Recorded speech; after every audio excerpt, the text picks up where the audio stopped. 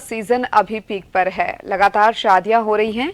14 दिसंबर के बाद बैंड बाजा बारात पर एक महीने तक ब्रेक लग जाएगा, क्योंकि 16 दिसंबर से खरमास शुरू हो रहा है। 16 दिसंबर की सुबह 10:11 पर सूर्य धनु राशि में प्रवेश करेंगे और इसी के साथ ही खरमास आरंभ हो जाएगा।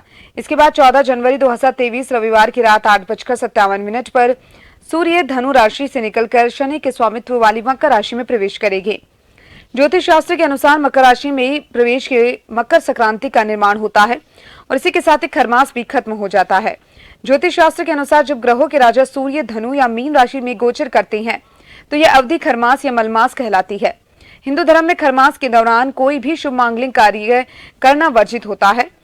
हिंदू धर्म में खरमास के दौरान मान्यता है कि इस माह में सूर्य की चाल बहुत धीमी हो जाती है, जिससे शादी, विवाह, मुंडन, गृह प्रवेश, जनेऊ संस्कार आदि शुभ और मांगलिक कार्य करने पर अशुभ फल मिलता है।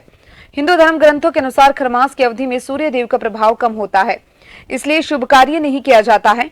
ज्योतिष शास्त्र में धनु राशि का स्वामी ग्रह देवगुरु बृहस्पति माने गए हैं। मान्यता है कि सूर्य देव जब भी बृहस्पति की राशि पर भ्रमण करते हैं तो मनुष्य के लिए अच्छा नहीं होता।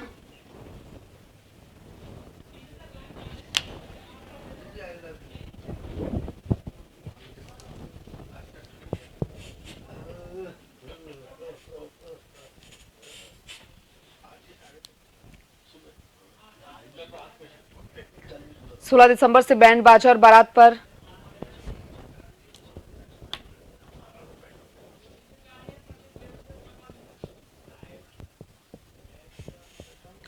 तो चलिए जानेंगे कि आखिर खरमास जब से प्रारंभ होगा तो किन किन चीजों का खास तौर पर ध्यान रखा जाए, और इसी के लिए ज्योतिष आचार्य पंडित देवेंद्र शर्मा हमारे साथ लाइव जुड़ चुके हैं।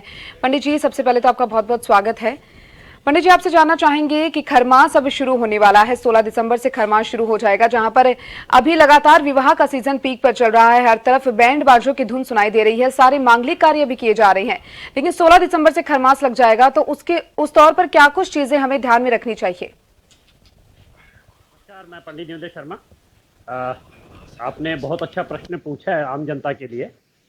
ज्योतिष और वास्तु और सारे आध्यात्मिक क्षेत्रों में और सनातन धर्म में जितनी भी चीज़ें मानी जाती हैं उन पर बहुत विश्वास करती है जनता।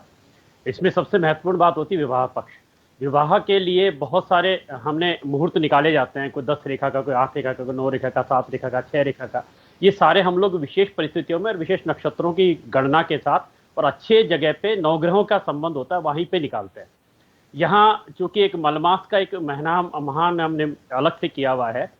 प्राकृतिक दृष्टिकोण से जब हम किसी भी, क्योंकि पहले पूरा भारत देश जो है वो ग्रामीण क्षेत्रों में था तो कृषि व्यवसाय ज़्यादा महत्वपूर्ण रखता था, तो इस समय पे कृषि का प्रधानता होती है। इसमें बुआई शुरू हो जाती है, हमारे यहाँ नई नई फसल उगाने का समय होता है, तो इसलिए सब लोग ज़्यादा अपने कामों में लगने की कोशिश करते हैं। तो हमने प्राचीन व्यवस्थाओं में ये देखा कि भाई धनु का जो सूर्य आता है उस वक्त सूर्य वैसे भी बहुत धीमी चाल से चलता है और मकर में अपना परिवर्तन लेने से पहले एक पूरा जब चक्र पूरा करते हैं सूर्य, तो वो उस समय के कालखंड को हमने उसको मलमास के रूप में बना दिया गया।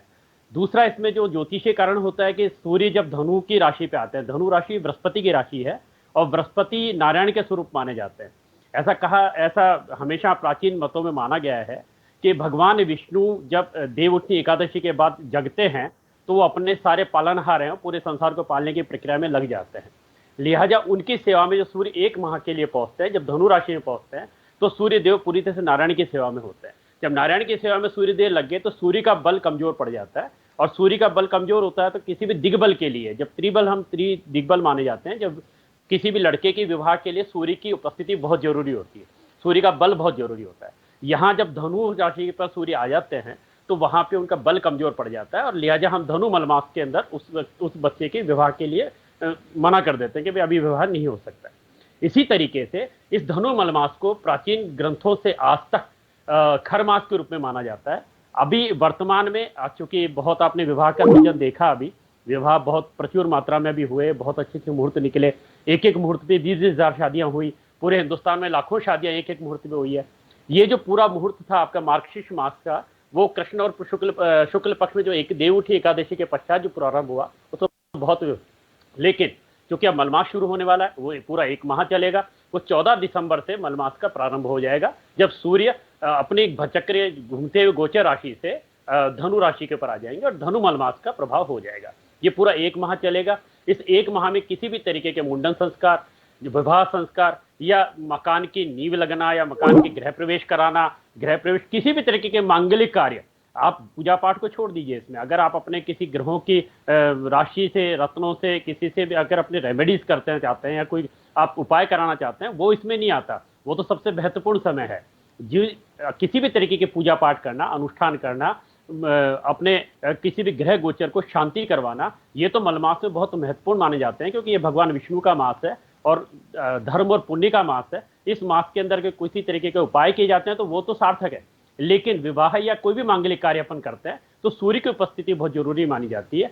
सूर्य चूंकि यहाँ धीमी चाल से चल रहे हैं, लिहाजा इस समय में शास्त्रों के द्वारा किसी भी तरीके का मंगल कार्य इसमें निषेध माना गया है। लेकिन 14 जनवरी को जब इस सूर्य मकर राशि पे उपस्थित हो जाएंगे, उसके बाद फिर से ये चेष्टा बली हो जाएंगे और सूर्य का चेष्टा बल पुनः विवाह के जितने भी संस्कार हैं या और भी तरीके के मंगल कार्यों के संस्कार हैं, उनके लिए वापस प्रारंभ कर दिए जाएंगे।